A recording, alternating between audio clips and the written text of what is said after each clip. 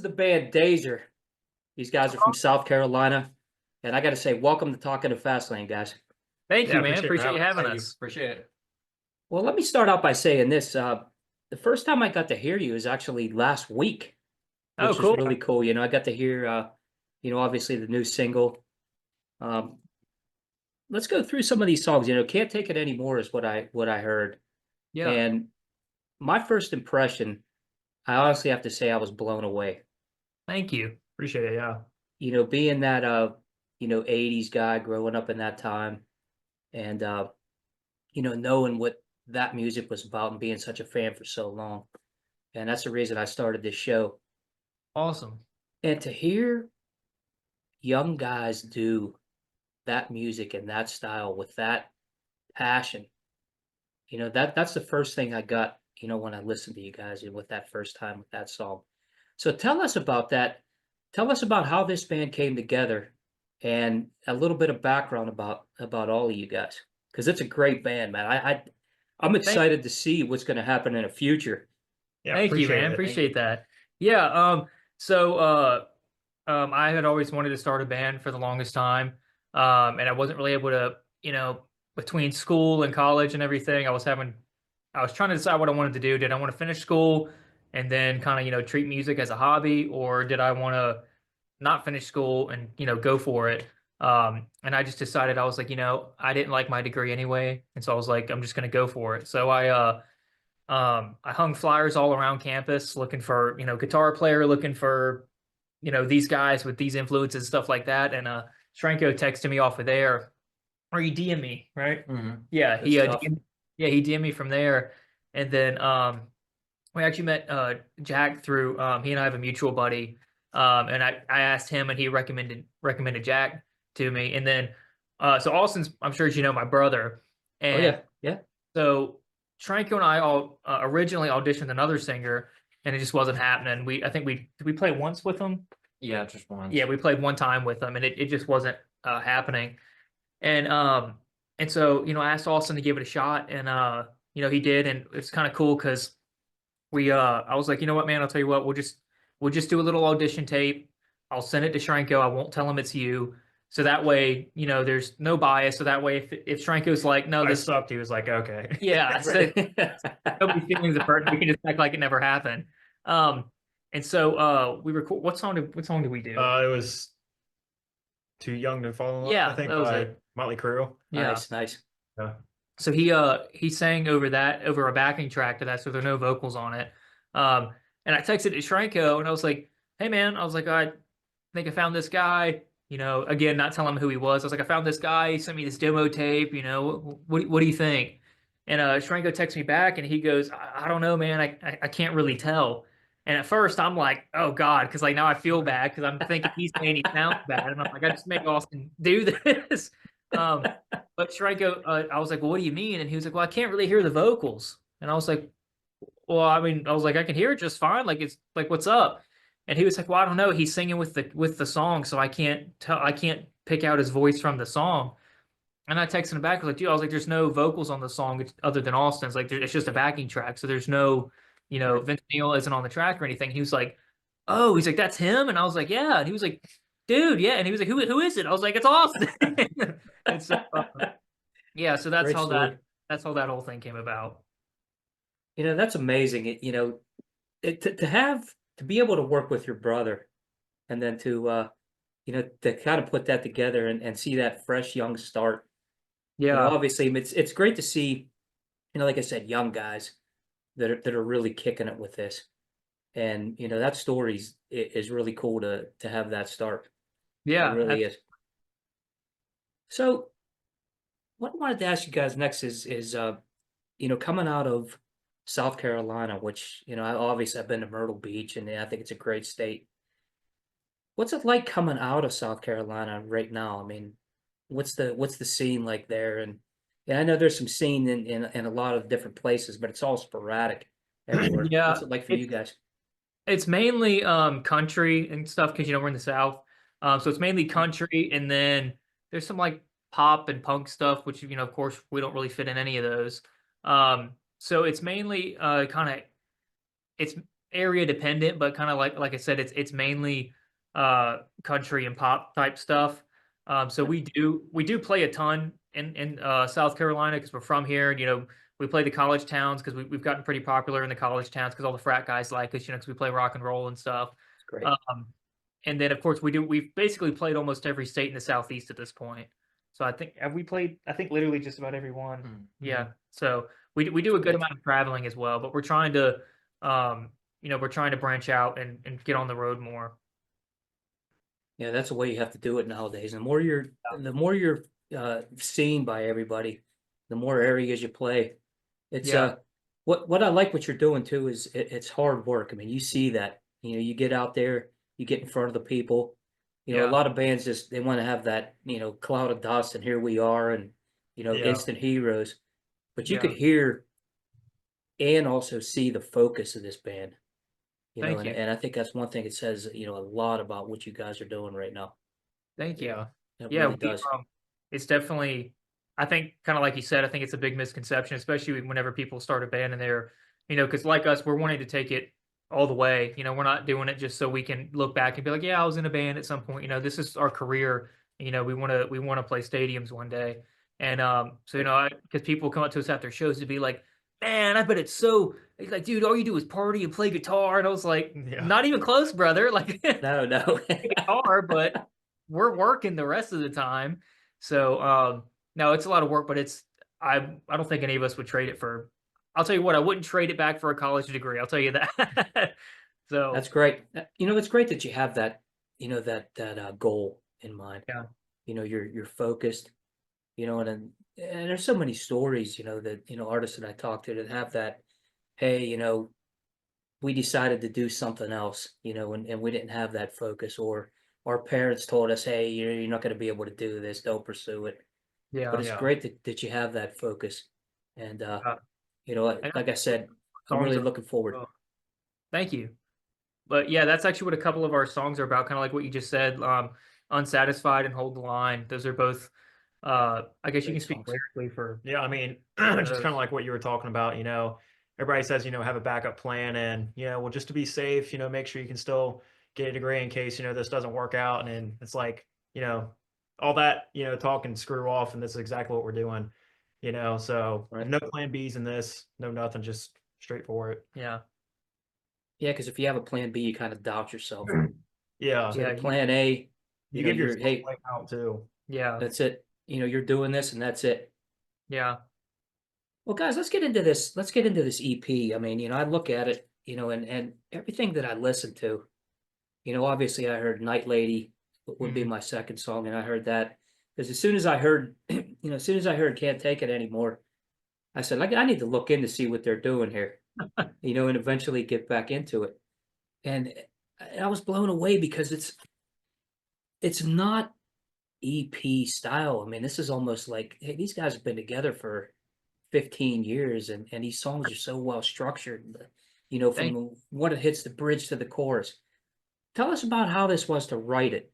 What was the, main focal point of some of these songs? Is it a hook? Is it a riff that you come up with? Tell us about how a DÅZR song comes about.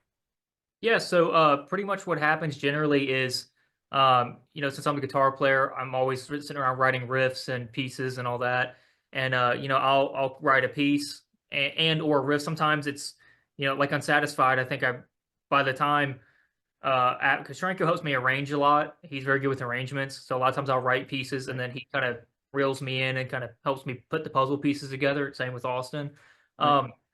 And so basically, a lot of times I'll write the riffs into pieces, and then I'll show them to the guys, and then we'll kind of pick out which ones we like and which ones we're like, all right, maybe work on that one a little bit more before we all start working on it.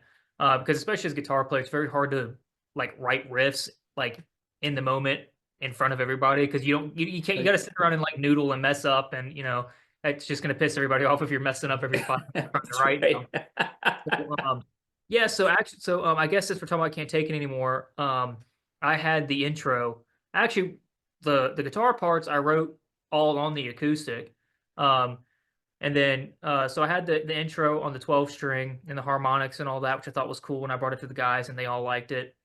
And then, I was like, I think this would be really cool with, drums and bass and electric guitars and all that, because so it doesn't just stay acoustic the whole time. And so it kind of like came about to be a power ballad, I guess, because I don't really think from the get go I was like, I'm going to write a power ballad riff and then sit down and write it. It, Yeah. it kind of just naturally came about, and then I guess I think, yeah, I think you kind of, um, you came up with it like, on the spot while you were just jamming or something in your room. yeah, And remember then that. I had like just gotten out of the shower or something. He was like, "Hey, come check this riff out." And so I mean, the verses were written basically within like 10 minutes of us being together. And then it was just Amazing. like one of those songs that, just kind of clicks naturally. Um, and then whenever, he brought it to the rest of the guys and everything, everything kind of fell in place very smoothly Yeah, and just worked out pretty good. So That song too, in the, if it was back in the day, like we're saying like 85, 86, somewhere in there, this would have exploded because I kind of pictured, like a Steelheart type yeah, style. I mean, and really, guys, I can't even say it enough how much, I was blown away by this because thank this you. was right in my wheelhouse. And to hear that as the first song by this band, and I'm sure a lot of people feel this way, like, what are these guys doing? I mean, where was this? Yeah, Is this 15 years old or is this now? But it yeah. really is amazing. And it's cool to hear how it came together. Thank you. yeah, Yeah, you know, we do everything pretty much old school, even when it comes down to the recording process. Like you said, when people are like, "Is this 10 or 15 years or however many years ago?" Whenever we go record, we're all playing together live. Like even on Unsatisfied, the pretty much the entire song Austin sang live with us in the studio, so it wasn't like separate vocal days and all that. Right. We do everything, um, old school and raw, and all of the equipment we use is real. We don't use modelers and plugins a ton and all that. If we can use a real thing, we do. And I think that's a lost art, because most bands Sure. today, which it has its perks and negatives, but most bands today, one guy plays and the next guy plays the his track, and the next guy plays the his track, and they're not all playing together. Right. Right. And especially with us, we didn't start out in the studio, because a lot of artists, they get together as a band and they go right to the studio. And I'm like, you guys haven't even played 10 shows yet. Like, you guys need to, but yeah, we started out playing, I got, what do we play, like 100 shows a year at this point, something like that. yeah. And so we're playing all the Great. time, and we're playing all the time on top of the 4 rehearsal days we have a week. So we're playing together between 5 and 6 days a week. So I mean, we're really tight, and all of our favorite bands went in and played together. I was like, in that, we try to go for more of the vibe and energy rather than absolute perfection. Yeah. It's more organic. Yeah, That's fantastic to hear too. Because there's beauty in that, in when a song comes out in even the mistakes, some of the Yeah. greatest songs ever, you think about, you know, there was a guitar glitch here, or I yeah, didn't hit that perfect note. But playing together like this, it gives the listener the live experience too. I think Yeah. that's what you guys captured. And like I said, to see that this is an EP, it is amazing. It really is amazing. Appreciate it. yeah. That's one of our big things too. Kind of like you said, is if we can't replicate it live, then kind of what's the point? Because Right. I think we think it's cool, with bands that go in the studio and they just throw the kitchen sink at the recording. That's cool, and it definitely makes a cool record. But I know I don't like going and seeing a band that I heard, and then whenever I see them live, I'm like, this doesn't sound anything like the record. Yeah. You know? It's almost Right. doing Right. Exactly. fans Yeah. whenever they come see you. So we like that's why everything we use in the studio we pretty much use live. There's no tricks or anything like that. So It's great to hear. When you say organic too, that's also great to hear. yeah, For what I wanted to ask, I'm going to go to the rhythm section back there and get these guys involved a little bit. Guys, what I like so much about this is it doesn't have that, like you said earlier, that modern mix where everything is so technically perfect that you can't even tell that it's a real band playing. It's almost like it's AI or something.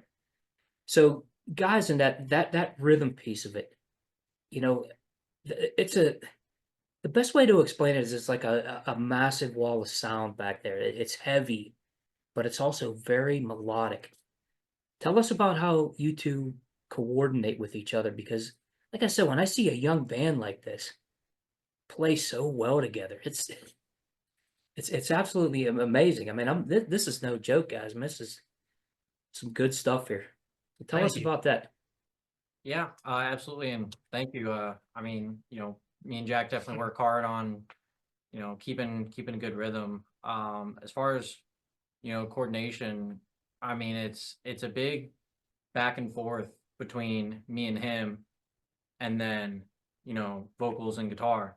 It's kind of like, how can we best, highlight the melodies of the songs, the, rhythm on the guitar? How can we showcase that while also kind of doing our own thing and having our fills and riffs here, and, basically making sure we don't get in anybody's way at any time.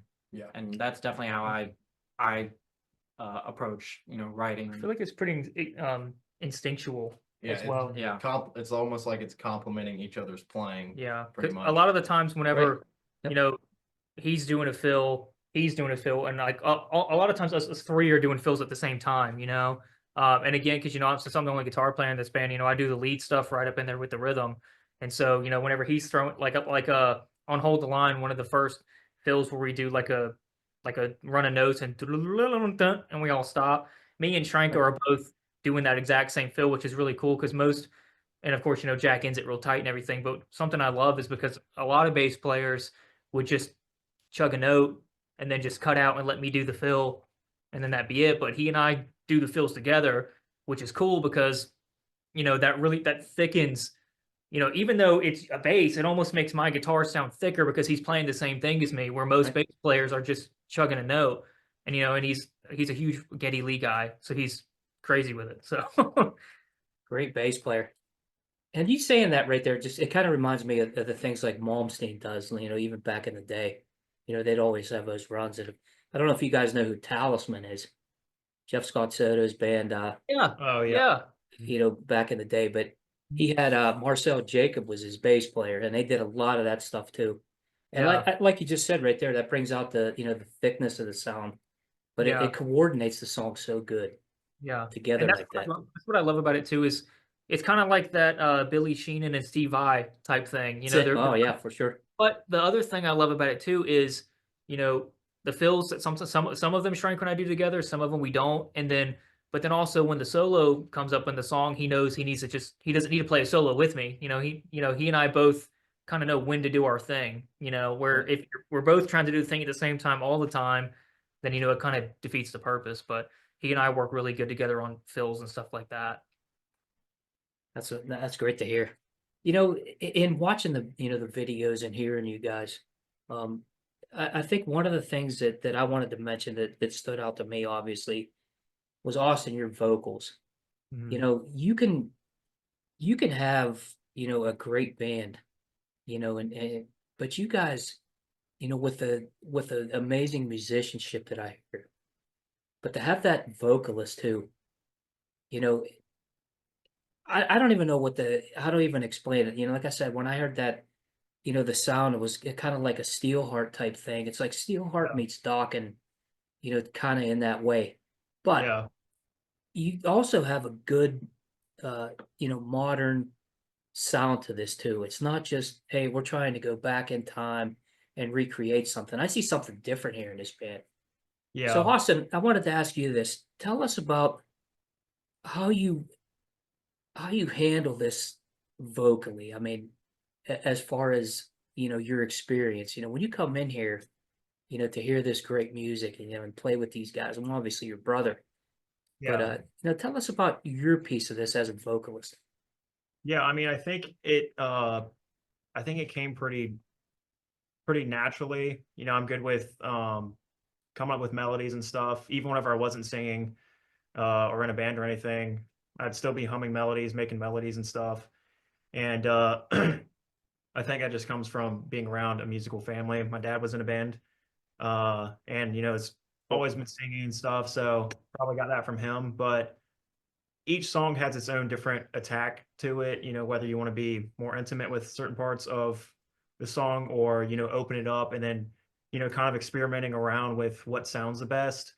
And Right. a lot of times, I'll go to these guys and be like, hey, does this tone sound good? Should I sing it this way? Because I can kind of get inside my own head and not see the outside picture. Um, Sometimes they're like, this might sound better, or really hold out this note, or give it more grit. And but I mean, it really just takes messing with it and just rehearsing it over and over and over again, and just trying to improve each time. But It's great to hear. yeah, I mean, I think in listening to a lot of the bands, like one of my favorite bands and singers is Sebastian Bach from Skid Row.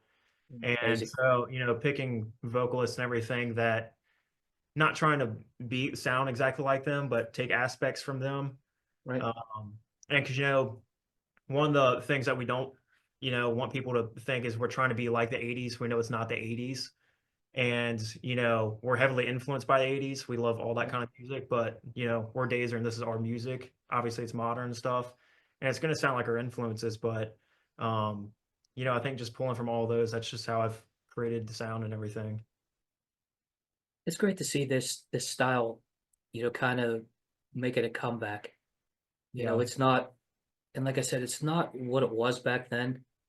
It has those elements, it has those pieces, but it also has that modern flair. And I think just listening to what you're doing right now, it's even better than what happened back then. Because it's almost like there's, you heard that stuff and you have those influences, but you also have these other things that you've listened to, and seeing young guys, like I said, take this and take it to another level. It says so much where this music is for the future, and the flag is still being raised, and there's somebody here to carry it, and I would put you in that category, no doubt, no doubt. Thank you. Yeah, I think Austin kind of hit it on the head. Because a lot of times people will, ask us, who are influences and all that, and honestly, I mean, as a guitar player, aside from Van Halen, most of my influences are probably the '80s guitar wise, but musically as a band, I feel like we're, more.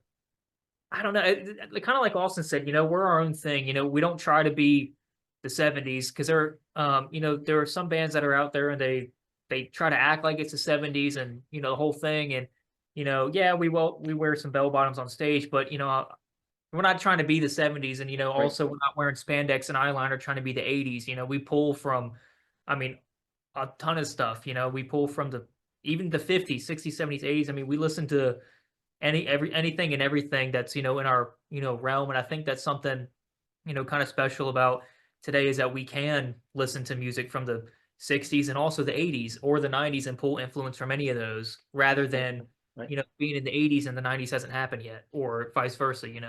So I think we're lucky in Right. that regard. But like Austin said, we're doing our own thing. And also too is what I love about this is you have a stage presence too. Thank I you. mean, it's not something to where I always like to say that when I go to a show or when I watch a video or not even so much watch the video, but just know what the difference is between the band and the regular people out in the crowd. The band, at least back then with me growing up in the '80s, the band was larger than life. I mean, you had, a chance to escape when you went to a show. And that's what sets you guys there too, is the fact that there's a stage presence there. There's a passion, but there's the look too. And I think that's where you're definitely going in the right direction, no doubt. Yeah, as far as us for stage presence, a lot of it's natural. We're just jumping around having a good time. But, like I said, kind of like you mentioned, the larger than life thing, that was something that always stuck out to me, whenever I started the band was, because I was in a college town, or I guess we all were. We were in a college town, and I would go to see these bands, and they would take a break from their sets to step down and go get a drink, and then I'd lose them in the crowd. I couldn't pick them out. I'm like, Right. "God, that's not injury." They're all wearing Right. jeans and a t-shirt, and I'm like, Right. "Dude," and so, that's always been a big thing for me. I was like, I've always told everybody, and we all agree, if you're going to be on stage, you need to look like you belong on stage, not like you ran past security and just happened to get up there. That's right. Of course, you It's true. can't, not be a good musician and do that, or it would just look stupid. But That's cool to hear. Like you said, that there's too many bands, for a long period of time that were doing the same thing too. yeah, Obviously it's replication because you're fans, you listen to that stuff, but you're doing something different here, and I like that. I like to hear different. I like to see, you know, bands doing different things. Yeah, taking the influences obviously, but taking it into a new direction. And that's great that you're doing that. It really Thank you. is. It really is. So let's get a little more into this EP. I know I've been spreading the word, and I've only had it for, obviously today, but I like sharing it out there. Thank you. So let's get into some of it. Like obviously one of the songs that I really like on here, obviously, you can't take it anymore, but Tough. I really like that song. I thought that was really cool. I get it into the headphones and start cranking it up, and I think that's when it sounds the best. So tell us about that. Tell us about that song Tough, and a little bit of background on that for the fans. Yeah, so kind of the same process like I said earlier, I came up with this little actually I had the chorus riff first, which is actually kind of basically the same riff as the verse, just dynamically different. But I had that riff and I showed the guys and to be honest, at first we all weren't like, oh yeah, like nobody's really jumping at it. I had it for Right. several months, if not, I've had it for a while. And but we were working on other songs, and so I didn't take the time to really develop it, on my own. And so, whenever we got to that point where we finished our other songs we were working on, I was like, well, let's revisit this one because I think it's very melodic. Like Austin could easily put a great chorus over that. And so, we all after I wrote the pieces, we all got together and we worked on it and arranged it. And Shranko really helped me with the arrangement on that because there's several different parts. There's that little pre-solo almost jam thing where it speeds up by like 5 or 6 BPM before the solo and all this stuff. But yeah, so I had that and we all got together and we had all these pieces and we had to kind of trim it down to what we felt was right for the song because we had originally had it and it was almost like a minute longer than it is now, but it wasn't really adding anything new. It was almost just like, we were adding another chorus. And I was like, well, I mean, there's not really, we've already hit the chorus this many times, so we really got together and had to just trim it down into, what it is now. But yeah, I think that was honestly, one of the hardest parts was that pre-solo rhythm section was getting the change of that because it Right. speeds up naturally. Because we tried playing it, at the same speed as the rest of the song. And I mean, all of us felt like it was just like playing in reverse. Like we were like, this is so slow. So why don't we just, write on this downbeat, switch it up and push it, 5 or 6 BPM, which we ended up doing in it. And that also helped me with the solo, being able to play the solo a little bit faster because Right. A melodic solo playing it way too slow. Sometimes it's just kind of, you're hanging on the same note for a while. Right. We did that. And then Austin, I guess you want to speak vocally for like the lyrics and stuff, but Yeah, I mean, the melody came pretty easily for the song because it was just the arrangement of the chords and stuff. I think this was one of our more like a song that people could like dance to. It's not one of our harder songs, so to speak, like Hold the Line or something, but Right. a different change up there. But lyrically, I was just trying to think about a story, create a story throughout the song. Kind of like one of those you don't know what you got till it's gone kind of thing. Right. Right. Just something that's sticking somebody's head, just creating a story with a good melody and just jamming it out. So Well, you're doing it right too, because you need to get everybody involved. Like you said, you got the guys that like the heavy stuff, and you got the Yeah. girls that like the yeah. And that's what I think, we were planning on doing a full album by the end of this year, at some point this year. fantastic. And that's something that we pretty much, I think I can venture to say we pretty much have the album written. We just put out the EP, so we don't want to put the album out, tomorrow. So, we're giving it some time, really Right. making sure we develop everything. So when we go to the studio, everything's, the way we want it.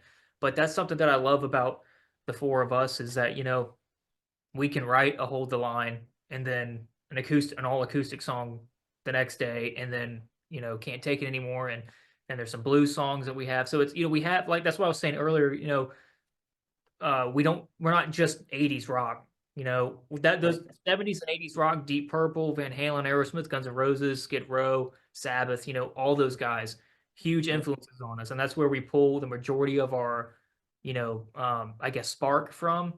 But like I said, we have such a capability of being able to write totally different types.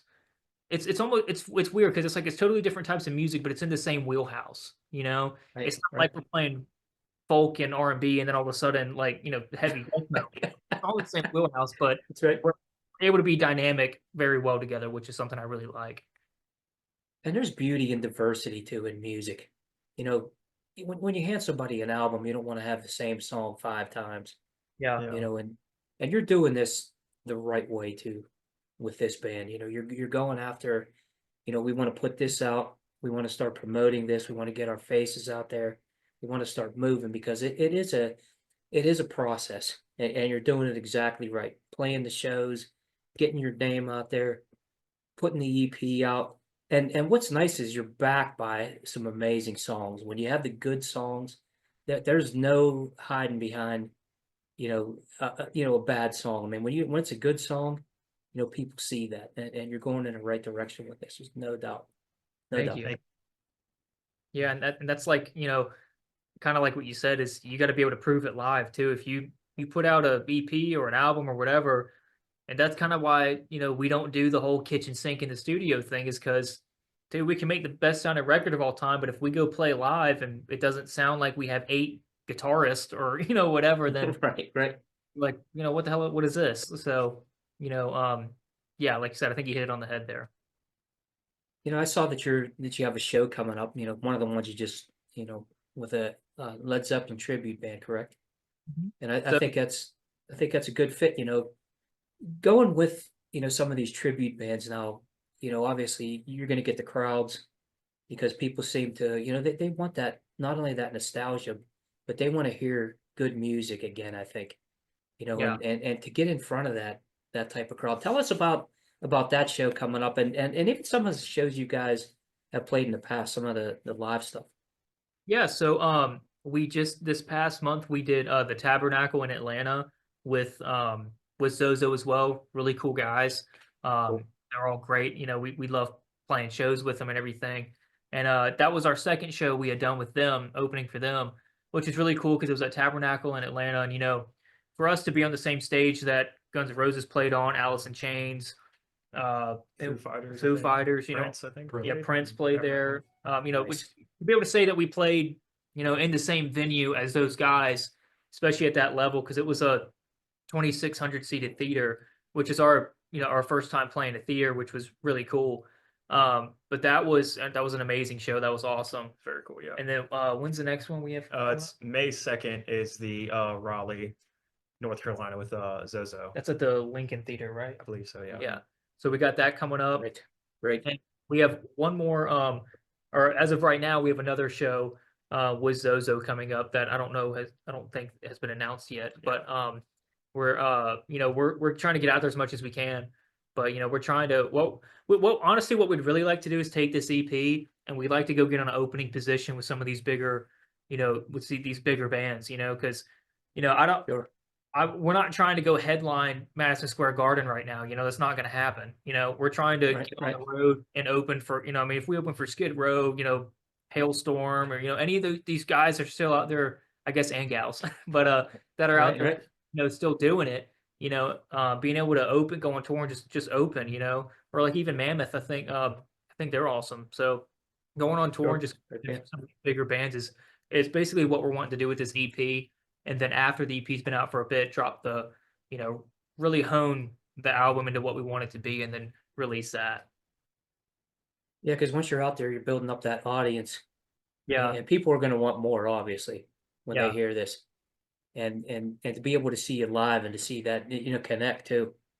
And you guys, it seems so, there's so much veteran style in this band. for a Thank you. young band. I think that really says a lot about you because it's, you understand, what the business side of this is like as well. It's not Mhm. just, hey, we're going out and playing, and here's the, you see the work ethic behind it, but you also see the, connecting with the fans and having that piece of it. And Yeah. that's amazing to have that.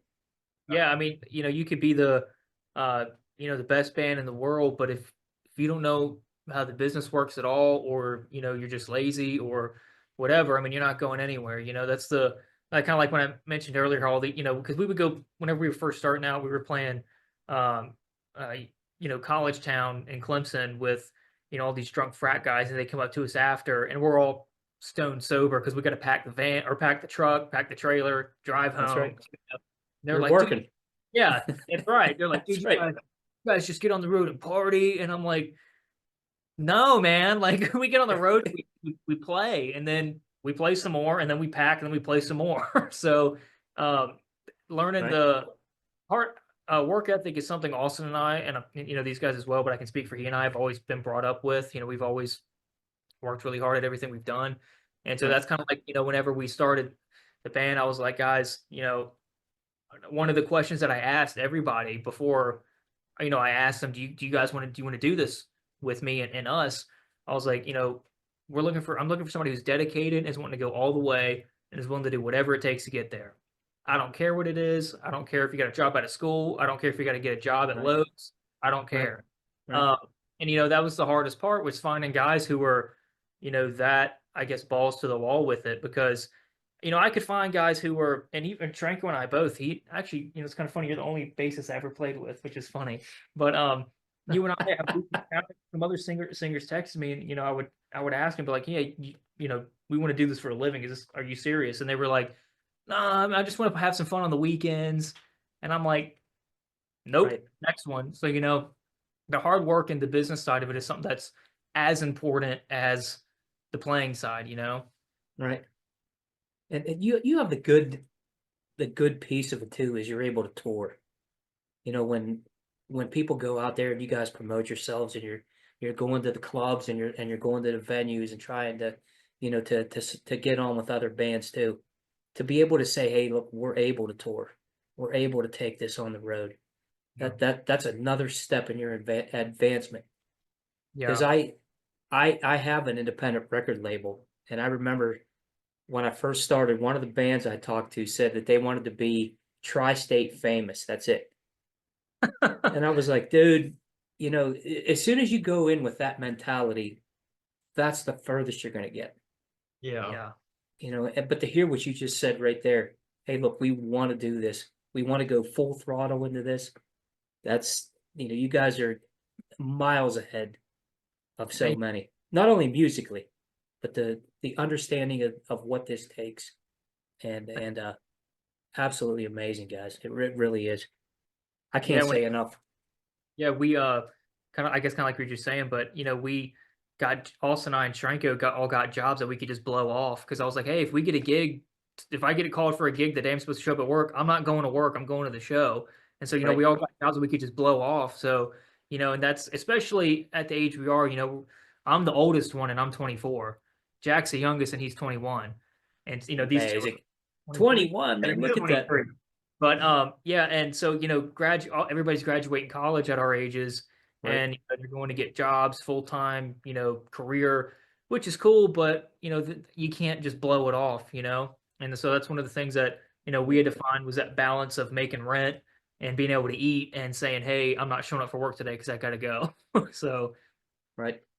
Hey, if you have a dream like this, you got to go for it. I mean, there's no, you only get one shot yeah, at life, and you guys, I could see that you enjoy it so much, and obviously listening to this is, you could hear that passion. You could hear this band is really, dead serious. That's great to hear, guys. It really is.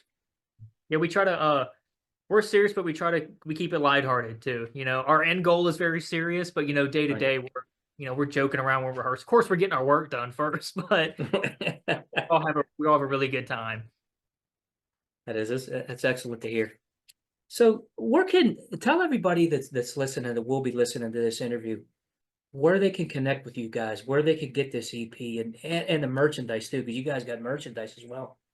Yeah. So of course our Instagram is DAZR.official.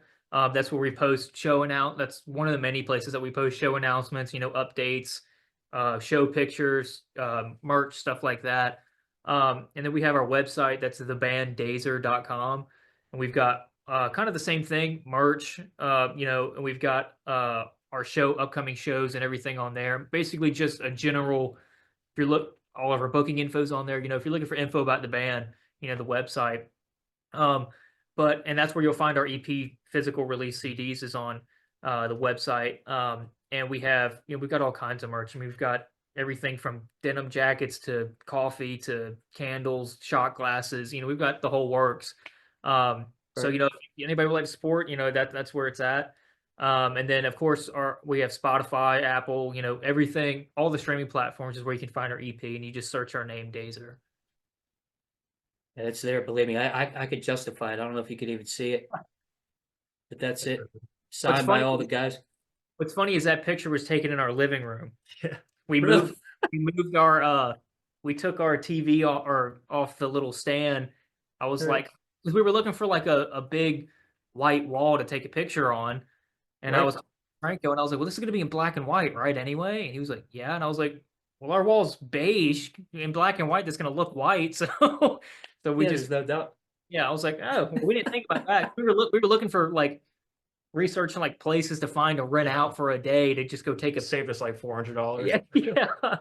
Hey, you got to do it. You got to save it where you can. Uh.